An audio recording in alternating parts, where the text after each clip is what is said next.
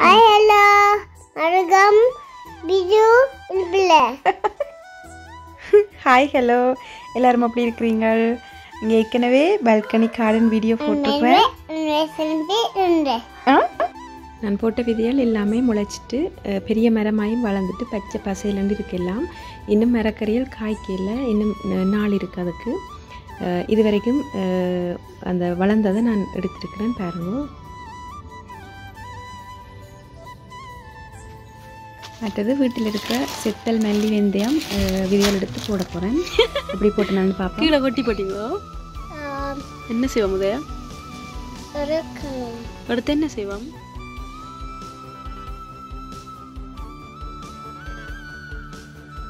முதல்ல மல்லி கொஞ்சம் எடுத்து அதை நல்லா கசக்கிட்டு தண்ணியில் ஊற வைக்க வேணும். ஊற வச்சுட்டு நாங்கள் மண்ணுக்குள்ளே போட்டோம்னா வேலைக்கே முளைக்கும். இருந்தாலும் 3 கிழமை ஆகும் முளைக்கிறதுக்கு. நாங்கள் சும்மா ஊறாமல் சும்மா போட்டோம்னா இன்னும் கொஞ்சம் நாள் கூட எடுக்கும் முளைக்கிறதுக்கு.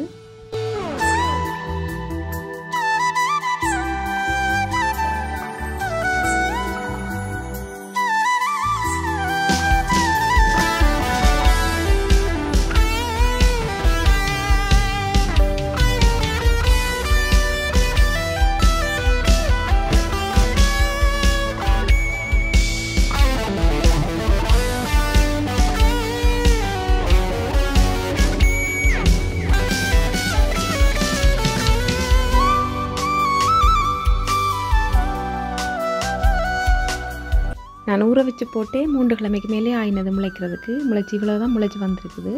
மற்றது செத்தலையும் நாங்கள் உடைச்சி அந்த விதையை எடுத்துட்டு இதே மாதிரியே போட்டு அதுவும் 3 கிழமை ஆயினது முளைக்கிறதுக்கு.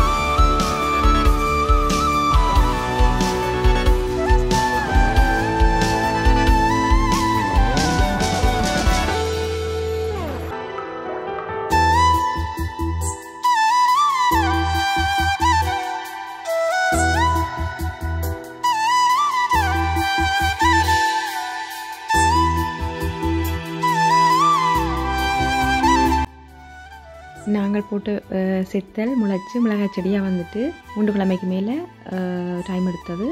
அதோட சின்னாக்களுக்கு இந்த தோட்டம் செய்கிறது விருப்பம். அதால் தாங்களே போட போகிறோம்னு சொல்லி செய்யணும். இது போஞ்சி விதை, அதை போட்டிருக்கிறேன். இதுதான் பச்சை பசையிலேருந்து நல்லா வளர்ந்து வந்திருக்குது. நார்மலாக இது நாங்கள் சேர்த்து எல்லாம் உண்டை வைக்கலாது, பிடிங்கி நாங்கள் வேறு வேறையாக வைக்கணும். நான் இன்னும் வைக்கல. இவ்வளோ தான் நான் இப்போதைக்கு போட்டு இந்த குட்டி தோட்டம் எல்லாமே முளைச்சி வந்துட்டுது. மரக்கறி காய்ச்ச முடியவும் நான் எடுத்து போடுறேன்.